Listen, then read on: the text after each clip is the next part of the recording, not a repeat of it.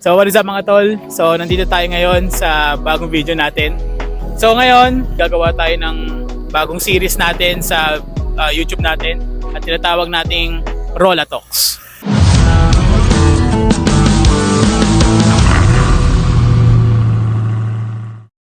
So ngayon, ang gagawin natin sa Rola Talks is magsasagot ng mga questions about sa pagkakaroon ng project car. So, ang kotse ko is Toyota Corolla Altis, year 2007. So, tinatawag din siyang 9th gen.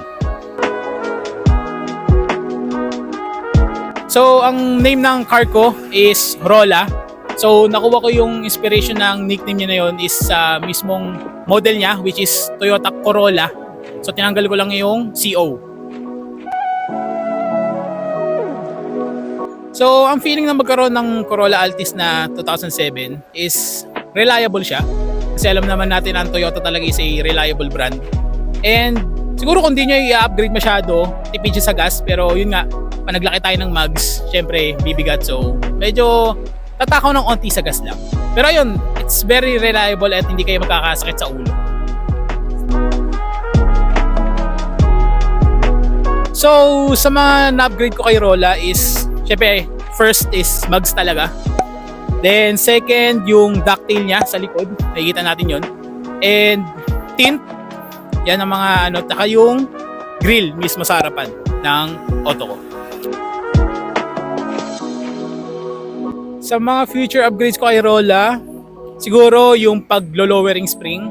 Syempre kasi, naka-modified shock na siya. Kaso, bitin ako sa baba niya. So, ayun, papalitan ko ng lowering spring para mas bumaba at magkaroon ng tindig pa.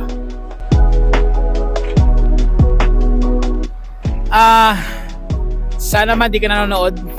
Pero, siguro kasi masasabi ko, yung pinakamahal na upgrade ko sa kanya is yung mags. Kasi around mga nasa 30 to 40 something kasama na yung gulong.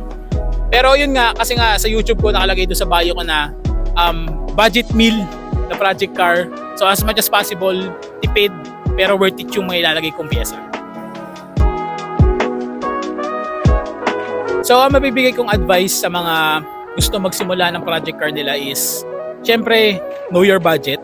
Diba? Doon kasi mababase yung magiging build ng kotse nyo kung ano yung kaya yung budget na ibigay sa auto nyo.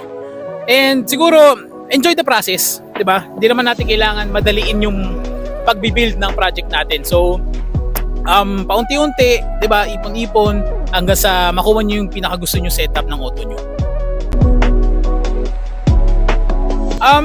Siguro hindi ko siya kayang i-swap kasi first car namin 'to and ito yung pinamana sa akin ng daddy ko. So siguro kung sakali man na may gusto pa akong isang kotse na bibilhin, siguro yung Honda Civic. Talagang matagal ko nang minamata ng Honda Civic, lalo na yung bigote. And ayun, siguro hindi ko siya kaya i-swap, pero bibili na lang siguro ko ng isa pang kotse if ever na makapag-ipon, diba? So ayun, hanggang dito lang tong series na to dahil dumidilim na and hindi tayo masyado makikita sa video. So ayun, sana supportahan niyo tong series natin na to na tinatawag na Rola Talks. At comment down below lang yung mga questions nyo at sagutin natin sa series natin na to. So don't forget to subscribe, like, and share, and see you on my next video mga tol. Peace!